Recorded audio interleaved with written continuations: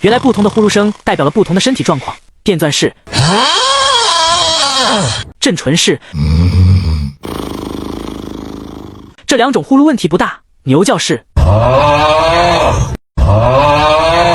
这是太累了，问题也不大。卡痰式，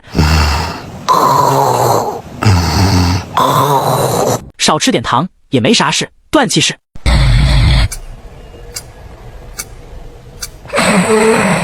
如果是这种呼噜就要注意了，建议赶紧去检查一下。那么你知道自己打呼噜是哪种吗？